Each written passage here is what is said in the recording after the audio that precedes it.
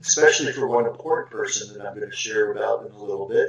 But crowdfunding is now one of the fastest growing economic sectors that's out there. These numbers here from 2012, but for 2016 and 2014 rather, it's some $16 billion that have been collected as donations for crowdfunding worldwide.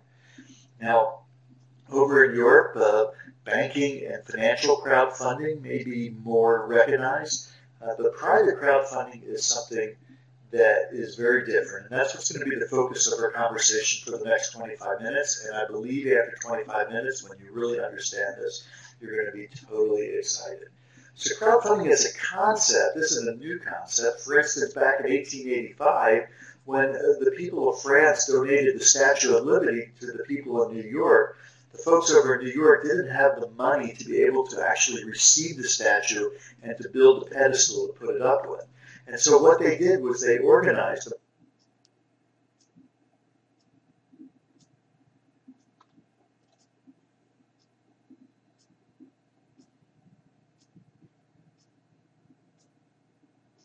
amongst themselves, and they started collecting donations to be able to not only made political history by becoming the first African-American president, but simultaneously he revolutionized campaign financing by harnessing the power of crowdfunding to receive donations towards his campaign. And you can read about this in Wikipedia. But the point is that you can use crowdfunding for just about anything, even use it to become the president of the United States, or as some more recent media talks about, using it to build some of the next great, fantastic companies that are out there. So again, there's a difference between financial, banking, and private crowdfunding. So we're talking about a platform that's able to receive private donations for personal projects. And those personal projects, they could be charitable in scope. They could just be personal in scope. It could be a lot of different things. But the important thing is that it is something that's near and dear to the heart of the project manager, the person that is looking to use crowdfunding as a way of raising funds. So I want to kind of put this in perspective because some of you perhaps have been involved in various different businesses in the past, things like direct sales or networking, and you understand that in those scenarios, when you're working with individuals, the one thing that's the most important thing, and the reason that 90% of the people really struggle in those kinds of businesses, is being able to tune into what really is the hot button for somebody, what really is their true goal, dream, or aspiration. And so we've got something totally different here. Because when we speak to people, we ask one important question, and that is simply, what would you do if you had the money to do it with? And people talk about a lot of different things. Maybe it's a new car or a house, paying off debt. But the reason this has been so enormously successful over the last 6 months or so is because we go right to the heart of that hot button. And it could be going on a holiday, maybe starting a new company, or simply doing a project the bank wouldn't finance. Perhaps it's student education, and I'll share with you a little bit about a 21-year-old student who's been very successful with this. It could be private schools for the kids, or having enough funds to be able to enjoy retirement. There's a lot of folks that are at retirement age with a lot of successful projects, and they don't even need to have a computer or understand the internet, because if they have kids and grandkids, they do, and they can support their grandparents that way. That's the reason why this couple is smiling. Now, here's a project with one of our associates over in Poland that they want to build this kind of a house. Now, here's a pastor that wants to build churches in one of the poorest regions of India. And one of the beauties of all this is it doesn't matter how rich or poor you are, you can always raise funds with crowdfunding. And because you're focusing on those dreams, that's the key to being successful. And so in this case, this church will be built. Now, I mentioned a 21-year-old student who started working over a period of 4 months or so with her study project. Basically, first she started to ask what to do, and she was told simply follow this step by step.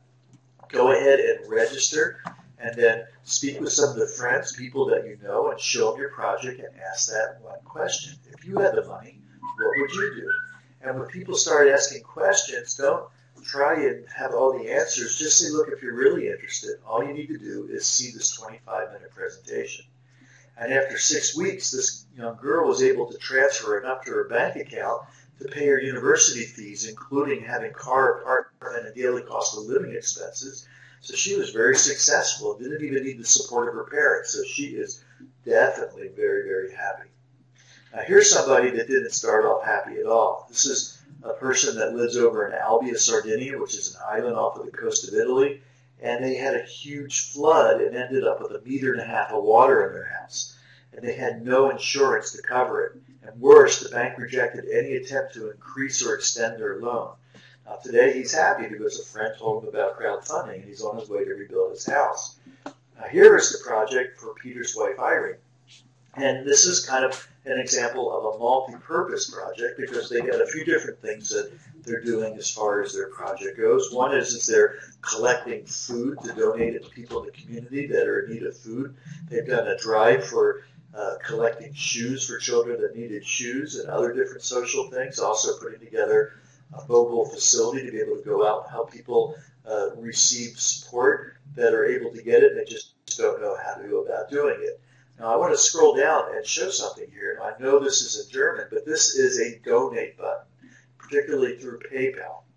And so you can put a donate button on your project. People can click on that and make a donation to your project. Just as President Obama had on his site that he promoted through social media, people were able to click and make a donation to his campaign. People can donate to your project. And this is part of what I'm going to be referring to as direct funding. We'll get to that in a minute. Now here's a project on one of the more popular sites here, the GoFundMe site. And this project is to help a guy, James Robertson, get a car. Now, the story about how this came about is about 10 years ago, his car broke down and he simply wasn't earning enough to be able to repair it or replace it. So he started walking to work every day, 36 kilometers. Now, more recently, some young students found out about it and they helped set up a crowdfunding site for him to be able to get a car with the idea of having a 5-month campaign to raise $25,000 for him to get a car. Now, in this case, what happened was the media got wind of it. They thought it was an interesting story. And so they ended up raising a huge amount of money, some $350,000. He was able to go get a car from a local dealer for $36,000 and be talking with city officials about using the funds to help set up transportation for others. But the important message is he could have done this all himself long ago, but he simply had no clue how to do it. So let's talk a little bit more specifics about crowdfunding platforms in terms of what a lot of them have in common. Many of the platforms out there charge a fee or even a percentage of your donations just for using their platforms. They basically all require you to do your own marketing. That means that you've got to contact a whole bunch of people through your own efforts and ask for the contributions. And a lot of times you set a time limit at which you've got to do it to accomplish your project. So direct funding is one of the main aspects. I'm going to be talking about 2 different types of funding for the crowdfunding. The first one is direct funding. So you basically decide what your project's going to be. You choose which platform you want to host it. Okay. Then again, it's going to be your responsibility to do the promoting. And typically what happens is the projects that are successful, that raise the most amount of money, they either have a large database of supporters or people who like and trust them. Maybe they've got an advertising budget or even a team of people to help promote their project. Or if it's something that really gets the attention of the media, then they're lucky to get media attention, which is kind of like having a huge advertising budget. But unfortunately, most of the time, this isn't the case. Most projects don't have these kinds of resources, and therefore only a small amount of people and projects actually get funded. So what really is different about the platform that we're enthusiastic about? Because first off, the direct funding side of it is free. Okay, there's no charge for you to host your project. Those donations go directly to you. When people click that PayPal button, it goes directly to your PayPal account. You receive 100% of the donations that are going directly to your project. Okay, and you still do your own promoting. So those donations go to you, but you don't have to wait for a time limit before those funds come to you. But with direct funding, for the most part, you're still pretty much on your own. So we're going to be talking about a revolutionary second concept, a way to totally accelerate this whole process for any campaign you have, and at the same time, you're going to be able to help a whole lot of people do the same thing. We like to call this accelerated crowdfunding, and it provides the ability to not only help yourself, but to help others receive instant donations. Also, you can receive cash donations. And then through this accelerated crowdfunding plot process, receive what we call primary and secondary donations from anywhere around the world. Okay? So let's kind of put this in perspective a little bit. First off, I want to point your attention to the concept that's called cooperative economics. I mean, if you consider it, before the 1930s, when mortgages became a financial instrument that the majority of people used to go ahead and build their home, how were people building their homes, okay? Well, people helped each other build their homes, build their barns, even help harvest their crops. So basically, people in the community would help others in the community, and then when their turn came around, they would in turn help them build theirs. Now, in more recent times, there's an interesting process that some countries have been using effectively. It's called ROSCA. It stands for Rotating Savings and Credit Association. And the way this works is that people would make a contribution to a fund, and then that fund would be distributed on a rotating basis to various contributors on the fund. Now, this was something that was done primarily in societies where there was a very high standard of honor, so that people would continue making contributions even after their rotation. Now, this is not what we're talking about with this accelerated crowdfunding, but I just wanted to give this as an area of context. So in some parts of the world, they call this cesta, also known as tandas in Latin America, cudinos in Mexico, suzu in Western Africa and the Caribbean, we in Asia, pandeiras, a quinela in Brazil, or ko in India and Pakistan. But with cooperative crowdfunding, we're not using that kind of a ROSCA situation, but in a lot of ways, it's people working together to help create wealth for each other and really playing on Napoleon Hill's suggestion that the best, quickest way to succeed is by helping others to succeed, rather than the experience that so many of us have had for so many years of trying to do it all on our own, week by week, month by month, paycheck to paycheck. So now it's possible to literally raise unlimited funds using crowdfunding for your favorite project, dream, or personal aspiration, and in the process, using this concept of sharing it forward to help other family, friends, and business connections do the same thing, truly in the spirit of people helping people. Now, I want to kind of go over some of the details here, because community crowdfunding, it's not a business, it's not an income opportunity, it's a process of a shared donation formula. So the amount of money that you're able to raise for your project, well, what is that going to be based on? Well, it's based on your efforts. Anybody can raise more money than anyone else. So it's all about your efforts, which includes your connections, your influence, your resources. But it's a level playing field for everybody. It's not a matter of anything other than what their capabilities and their sphere of influence is. But you need to understand that part. But how does one actually build this community? Well, we basically build it by spreading the word, by sharing this concept. It's possible to build a huge community of people, and that can include organizations, it can include charities, nonprofits, families around the world, and because of that, the potential is truly off the charts.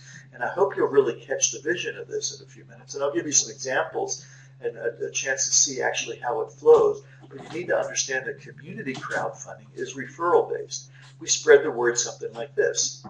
I found a way to get funding for my project. And the great thing is, it's not a grant, it's not a loan, there's no need for repayment for the project. Do you know anybody who needs funding for anything? And if you can say that in any language, you can raise all the funds you need for your own project. Okay? But I want to make sure that you understand that this is referral-based, so each situation is going to be unique. Now, making it clear, there are two different ways of raising the funds. The first way is what we've talked about as direct funding. You write your project, you promote it yourself, people donate money, it goes directly to you, you keep 100% of those donations. How much is that going to cost you? Well, with this platform, it's free. That's one of the things that makes us different. The only challenge is that when people stop promoting or telling people about their projects, then the flow of the money also stops. The second aspect is this accelerated process that we call community crowdfunding. And in this case, you must first give a donation to the person who referred you. They get 100% of that money, but you never have to go into your pocket again. There are no monthly fees. There's no annual costs. So to join this community, you must first give in order to receive. So when you give, how much of that goes to the project, the person who referred you? Well, 100% of it does. So if 100% of that money goes to the person who referred you, is there anything left for anyone else? No. Well, that really explains how this is not a pyramid. Now let's go a little bit further, okay? And let's talk about the process of how this flows. There's other presentations that you can go to and get this in more detail. But essentially, the whole process begins by just sharing a couple of people your project and asking them the question about what would they do if they had the funds to do, and have them understand the project of their dreams. Remembering that the focus here is not so much showing our project and having people be emotionally attached to our project, but it's showing them what they can do to achieve their project, okay? And so let's talk a little bit about this concept of cooperative crowdfunding. So once you've gone ahead and you registered on the platform, after your friend shared with you their project, you're basically here in the center position. And there's numbers 1 through 7 above you and numbers 1 through 7 below you. We like to call those floors. These numbers 1 through 7 are the projects that were posted on the platform prior to you. So this number 1 here is going to be your friend that shared with you their project. The number 2 is going to be the friend that shared your friend their project, and so on, up through 7 specific projects. So these are 7 specific projects with 7 specific project managers managing those projects, okay? These numbers 1 through 7 below you are where potential projects are going to come as a result of your efforts and perhaps some of the efforts of some of the people here. Those projects will fall down according to where they are aligned on these different 7 floors, but there's an unlimited number of projects that can exist here, where here there's only 7 projects that exist here. And so what happens is initially your friend shares with you their project. You get excited about the concept of being able to develop your own project and become a project manager. You decide to make a $200 donation to your friend's project. That goes to your friend. They get 100% of that, okay? And now you start sharing your project with a couple of friends of yours. You show them your project. You ask them what they would do if they had the funds. And now you've got a couple of friends that decided to make a donation to you. So if you had 2 of your friends set up themselves as project managers, they're going to be making a donation, and 100% of that's going into your account. Now, I just want to point out that if people make that donation using the PayPal button on your project, that goes into your PayPal account. That is not part of this process of the shared community. But when people make the direct donation to you, where you're receiving 100% of that project, that's your funds. You can have total access to that. And for some people, that's all they want to do. And they're okay just basically building their project donation basis doing that. But the real power comes in harnessing the power of this community crowdfunding platform. And the real power in doing that is by starting to make additional donations, not out of your pocket, but out of the funds that you've been starting to receive in order to make donations to these other 6 projects besides the person that personally referred you. So let's show basically how that process works. So out of the donations you've received, you make a $320 donation to now this project that's on this 2nd floor, the project that is the project of the friend who referred your friend. Okay, you make a $320 donation. Now, once you're making projects not to your direct refer, but to 2 through 7, there's something interesting that happens to that donation. It gets split into 3 components. So the first component is going to be 50% of that $320 donation, or $160. That will go to that project there on the 2nd floor. Okay. Now another 25% or $80 will go to the project of the friend that referred them. We call them that person's parent. They're going to get $80 towards their project, and then their friend's friends or the grandparent will then get another $80. And you can see 100% of that $320 donation is split between those 3 projects. Now, I want to point a few things out on this. First off, some people say, well, why not split it amongst all 7? Why just 3? Well, it turns out mathematically that this really has a lot of merit to it. It also meets various regulatory guidelines. Another thing people ask is, well, if 100% of these donations are being paid to these different projects, how is it possible for the platform owner to be able to finance this whole thing? And that's a great question.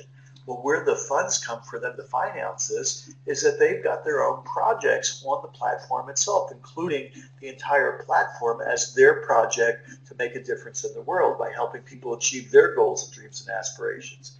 So their projects are going to be receiving 50% and 25% donations from various individuals as well, because they may be in those numbers 1 through 7 for other individuals. So basically, we're all essentially in a win-win situation. So once you make that donation now to this project that's on the second floor, something really interesting occurs. Now, these two people that you personally shared it with, they made a donation to you, and they're now starting to show people their project to some of their friends and individuals. And those friends go ahead and make donations to their projects. But once they get to the point where their friends are ready to make donations to their second floor project, just like you did. In other words, these people here on the second floor now have been receiving funds. They already made a donation to their personal friends that would be here relative to you because they're the ones that introduced them. Now they're ready to do the same thing and make their second floor contribution. But now, because you're 2 floors above them, you're the recipient of those funds. And so when they make their $320 contribution, 160 of that, which is the 50% portion, would be going to your project, okay? And now you can move this process forward by using those funds to make a donation to the project that's 3 floors above you.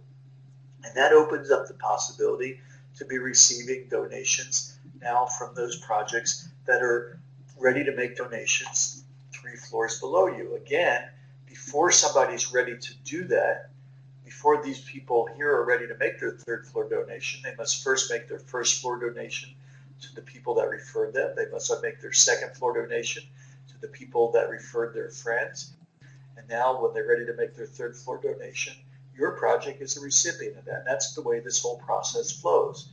Then again, you use a portion of those funds to be able to make a donation to the project that's 4 floors now above you. That opens up the possibility of receiving donations from those individuals on the 4th floor below you when they're ready to make their 4th floor contribution.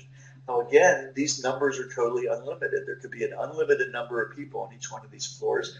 I'm just using these numbers here as an example just to kind of give you a sense of how it flows. But you can see that this becomes to be pretty significant, okay? Now, if you're thinking about all this and you're wondering how you're going to be able to keep control or at least be aware of all this, it's really quite simple. This process can be done in a fully automatic fashion. There's a strong, very strong proprietary software that's been developed to do this, and this thing can be working 24/7. So it really doesn't get easier in this. You can also leave it in manual mode if you want to try it and manually make those donations. It's up to you.